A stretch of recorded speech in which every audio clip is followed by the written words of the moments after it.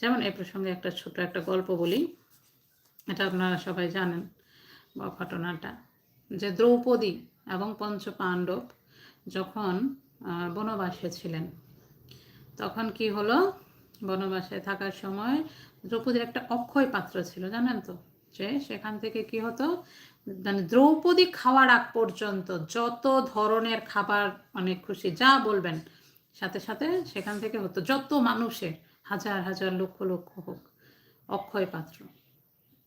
তো সে অক্ষয় পাত্র শুধুমাত্র ততক্ষণই খাবার দেবে যতক্ষণ পর্যন্ত দ্রৌপদী না খাবে। একদিন দুর্বাসা মুনি তার 60,000 শিষ্য নিয়ে এসে উঠলেন। অনেক বড় ঘটনা আছে এর পিছনে।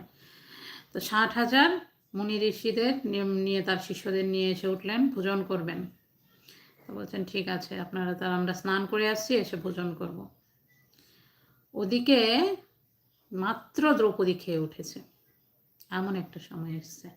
তো সুতরাং দ্রৌপদী খেয়ে উঠেছে মানে কিছু নেই, আর তখন তো তারা বনে, রাজাও না যে খাবার টাবার জোগাড় করে দেবে, মানে অঢেল আছে। তো এখন কি একটা পরিস্থিতি, আর দ্রৌপদী তো জানেন কোনো বিপদে পড়লেই ভগবানকে ডাকতো। আবার সেই সময় ভগবানকে ডাকছে, হে গোবিন্দ, একমাত্র তুমিই পারো এই বিপদ থেকে রক্ষা করতে। কারণ দুর্বাসা মুনির ক্রোধ আমরা সবাই জানি, এত ক্রোধ যে মানে একটু 19 থেকে 20 হলেই হয়েছে, 19-20 হলেই তারপর কি একদম অভিশাপ দিয়ে দিত, অত্যন্ত ক্রোধান্বিত। তো তখন কি অবস্থা হলো, যখন এরকম ডাকছেন ভগবানকে, ভগবান এলেন।